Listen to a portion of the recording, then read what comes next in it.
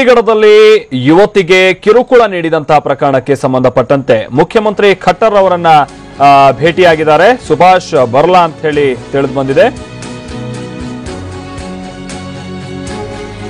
ಮನೋಹರ್ ಲಾಲ್ ಖಟ್ಟರ್ ಅವರನ್ನ ಸುಭಾಷ್ ಬರ್ಲಾ ಸದ್ಯ ಭೇಟಿಯಾಗಿದ್ದಾರೆ. ಸುಭಾಷ್ ಬರ್ಲಾ ಇವರು ಹರಿಯಾಣದ ಬಿಜೆಪಿ ರಾಜ್ಯಾಧ್ಯಕ್ಷ, ಜೊತೆಗೆ ಇವರ ಪುತ್ರನೇ ಈಗ ಯುವತಿಯೋರ್ವಳನ್ನ ಏನು ಹಿಂಸಿಸಿರೋದು ಅಂತಂದ್ರೆ ಆಕೆಯನ್ನ ಫಾಲೋ ಮಾಡ್ಕೊಂಡು ಹೋಗಿ ಒಂದ್ ರೀತಿ ಆಕೆಯನ್ನ ಕಿಡ್ನಾಪ್ ಮಾಡೋದಕ್ಕೆ ಪ್ರಯತ್ನಿಸಿ ಪಟ್ಟಿ ಬಹಳ ಹಿಂಸೆ ಕೊಟ್ಟಿದ್ದಾರೆ ಅನ್ನುವಂಥ ರೀತಿಯಾದಂತಹ ಆರೋಪಕ್ಕೆ ಗುರಿಯಾಗಿರುವಂತಹ ವ್ಯಕ್ತಿ, ಕಿರುಕುಳ ಕೊಟ್ಟಿದ್ದಾನೆ ಅನ್ನುವಂಥ ಆರೋಪಕ್ಕೆ ಗುರಿಯಾಗಿರುವಂತಹ ವ್ಯಕ್ತಿಯಿಂದಾನೆ ಅವರ ತಂದೆ ಬಿಜೆಪಿಯ ರಾಜ್ಯಾಧ್ಯಕ್ಷ, ಹರಿಯಾಣ ಬಿಜೆಪಿಯ ರಾಜ್ಯಾಧ್ಯಕ್ಷ ಸುಭಾಷ್ ಬರ್ಲಾ ಸದ್ಯ ಹೋಗಿ ಸಿಎಂ ಅನ್ನ ಭೇಟಿ ಮಾಡಿದ್ದಾರೆ ಅಂತ ಹೇಳಿ ತಿಳಿದು ಬಂದಿದೆ, ಮನೋಹರ್ ಲಾಲ್ ಖಟ್ಟರ್ ಅವರನ್ನ.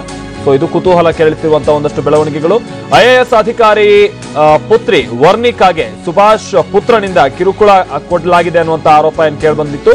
ಸೊ ಸುಭಾಷ್ ಪುತ್ರ ವಿಕಾಸ್ನಿಂದ ವರ್ಣಿಕಾ ಅವರಿಗೆ ಕಿರುಕುಳ ಕೊಡಲಾಗಿದೆ ಅನ್ನುವಂಥದಕ್ಕೆ ಏನೊಂದು ಆರೋಪ ಕೇಳಿಬಂದಿತ್ತು. ಇದಕ್ಕೆ ಸಂಬಂಧಪಟ್ಟಂತೆ ಏನು ತಂದೆ ಸುಭಾಷ್ ಬರ್ಲಾ ಮಗನನ್ನ ಬಹಳ ಆರೋಪಗಳು ಕೇಳಿಬಂದ ನಂತರದಲ್ಲೂ ಕೂಡ ಡಿಫೆಂಡ್ ಮಾಡೋದಕ್ಕೆ ಪ್ರಯತ್ನಿಸಿದ್ರು. ಜೊತೆಗೆ ಏನು ಪೊಲೀಸ್ ತನಿಖೆ ಆಗುವಂತಹ ಸಂದರ್ಭದಲ್ಲಿ ಒಂದಷ್ಟು ಪ್ರಕರಣದಿಂದ ಆತನನ್ನ ಬಚಾವ್ ಮಾಡೋದಕ್ಕೆ ಕೂಡ ಇವರು ಪ್ರಯತ್ನಿಸಿದ್ರು ಅನ್ನುವಂತಹ ಆರೋಪವನ್ನು ಹೊತ್ತಿರುವಂತಹ ವ್ಯಕ್ತಿ.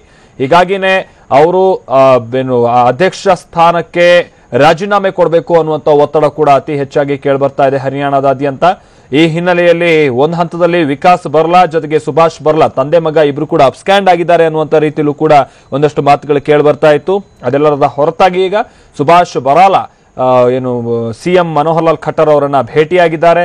ಸೊ ಈ ಭೇಟಿಯ ನಂತರದಲ್ಲಿ ಏನಾಗಬಹುದು ಅನ್ನುವಂಥದ್ದು ಸಹಜವಾಗಿ ಏನು ಕುತೂಹಲ ಕೇಳಿಸ್ತಾ ಇರುವಂತಹ ವಿಚಾರ. ಯಾಕಂತಂದ್ರೆ ಈಗ ಆಲ್ರೆಡಿ ಅವರು ರಾಜೀನಾಮೆ ಕೊಡಬೇಕು ಅನ್ನುವಂಥ ಒತ್ತಡ ಕೂಡ ಹೆಚ್ಚಾಗ್ತಾ ಇರುವಂತಹ ಕಾರಣದಿಂದಾಗಿ ಇದು ಅವರ ಹುದ್ದೆಗೆ ಅಥವಾ ಸ್ಥಾನಕ್ಕೆ ಕಂಟಕ ತರುವಂತಹ ರೀತಿಯಲ್ಲಿ ಈ ಪ್ರಕರಣ ಮುಂದೆ ಬೆಳವಣಿಗೆ ಕಾಣುತ್ತಾ ಅನ್ನುವಂಥದ್ದೇ ಕುತೂಹಲ ಕೇಳಿಸಿರುವಂತಹ ವಿಚಾರ. ಮತ್ತೊಮ್ಮೆ ನಾವಿಲ್ಲಿ ಇದರ ಹಿನ್ನೆಲೆಯನ್ನ ನೋಡ್ತಾ ಹೋಗೋದಾದ್ರೆ ಹರಿಯಾಣ ಬಿಜೆಪಿ ಮುಖ್ಯಸ್ಥನ ಪುತ್ರ ವಿಕಾಸ್ ಬರ್ಲಾ ಚಂಡೀಗಢ್ನಲ್ಲಿ IAS ಅಧಿಕಾರಿಯೋರ್ವರ ಪುತ್ರಿ ವರ್ಣಿಕಾಳನ್ನ ಹಿಂಬಾಲಿಸಿ ಕಿಡ್ನಾಪ್ ಮಾಡೋಕೆ ಯತ್ನಿಸಿದಂತಹ ಕೇಸ್ ಇದು ಸದ್ಯ ದೇಶದಲ್ಲೇ ಸಂಚಲನ ಮೂಡಿಸಿದೆ. ಇದರ ಮಧ್ಯೆ ಆರೋಪ ಎದುರಿಸ್ತಾ ಇರುವಂತಹ ವಿಕಾಸ್ ಹಾಗೆ ಆತನ ತಂದೆ ಹರಿಯಾಣ ಬಿಜೆಪಿ ಮುಖ್ಯಸ್ಥ ಸುಭಾಷ್ ಬರ್ಲಾ ನಾಪತ್ತೆಯಾಗಿದ್ದಾರೆ ಅಂತಲೂ ಕೂಡ ಹೇಳಲಾಗ್ತಾ ಇತ್ತು. ಈಗ ತಾನು ಹೇಳಿದಾಗೆ ಸುಭಾಷ್ ಬರ್ಲಾ ಸದ್ಯ ಈಗ ಪತ್ತೆಯಾಗಿದ್ದು ಅಂದ್ರೆ ಸಾರ್ವಜನಿಕವಾಗಿ ಕಾಣಿಸಿಕೊಂಡಿದ್ದು ಆ ನಂತರದಲ್ಲಿ ಆ ಭಾಗದ ಹರಿಯಾಣದ ಸಿಎಂ ಮನೋಹರ್ ಲಾಲ್ ಖಟ್ಟರ್ ಅವರನ್ನ ಭೇಟಿಯಾಗೋದಕ್ಕೆ ತೆರಳಿದ್ದಾರೆ. ಹಾಗೆ ದೇಶಾದ್ಯಂತ ವಿಕಾಸ್ ವಿರುದ್ಧ ಆಕ್ರೋಶ ವ್ಯಕ್ತವಾಗ್ತಾ ಇದ್ದಂತೆ ತಂದೆ ಮಗ ಒಂದು ಹಂತದಲ್ಲಿ ತಲೆಮರೆಸಿಕೊಂಡಿದ್ದಾರೆ ಅನ್ನುವಂಥ ಆರೋಪ ಕೂಡ ಕೇಳಿಬರ್ತಾ ಇತ್ತು. ಇದರ ಮಧ್ಯೆ ಪುತ್ರ ಆರೋಪಿ ವಿಕಾಸ್ ನನ್ನ ರಕ್ಷಿಸೋಕೆ ಬಿಜೆಪಿ ಯತ್ನಿಸ್ತಾ ಇದೆ ಅಂತಲೂ ಕೂಡ ಕಾಂಗ್ರೆಸ್ ಆರೋಪಿಸ್ತಾ ಇದೆ.